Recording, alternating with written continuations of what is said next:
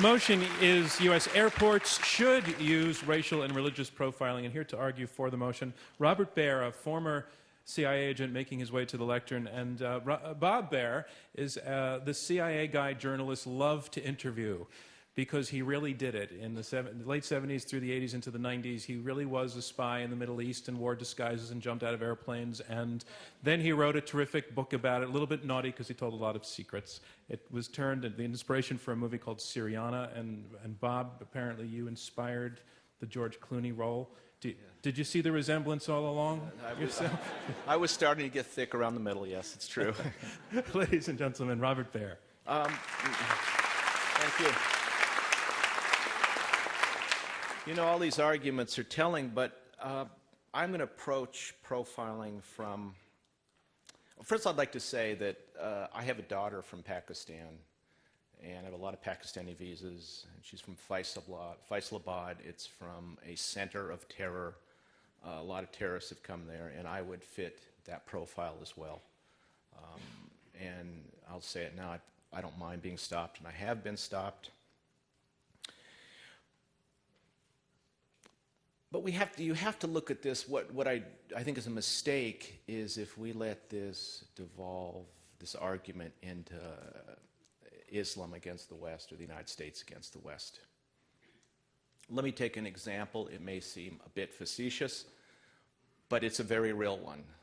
The Secret Service has a source inside the Aryan Brotherhood. The source says there's going to be an attempt on a black American president. It's going to take place inside Washington, D.C., and that's all the details I have. Maybe it's going to be a rocket, maybe it's going to be a surface-to-air missile that can hit a helicopter. The D.C. police are informed, the FBI, Homeland Security, and all we know at this point is probably going to take place in a week. What does the Secret Service do if it's directing this and the FBI? They do triage. They are going to be looking for white males with tattoos, short haircuts, frequenting certain places of a certain economic stature. Those people are going to be profiled. So I think it's important to get away from this is a crusade against Islam, because that's not what it is. Let's take the Israelis.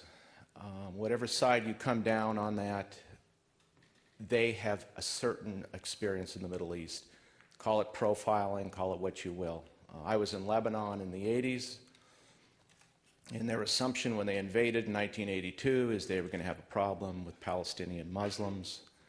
By 1987, the problem was not with Palestinian Muslims, it was with Christian women. The first suicide bombers were Christians and women.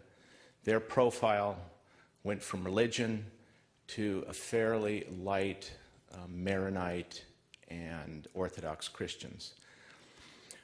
The whole idea of profiling has to do with triage. If you're TSA or the FBI or the CIA, you have a limited amount of time and you have to understand the background and the religion of people. Let's take Iran today. Everybody calls it a terrorist state, but give me one example when an Iranian has committed suicide either on a plane or in a car bomb or anywhere else. They just don't do it. You look at the history going back to 1980. Yes, they did on the front, but they were never involved in terrorism. If I am the TSA supervisor and you have a plane, a threat, and you can only check a certain amount of people, I would write off the Iranians, first of all. Within Islam, there is profiling in Saudi Arabia. They can pinpoint the cities, the villages, and the school of Islam that is likely to commit suicide bombings.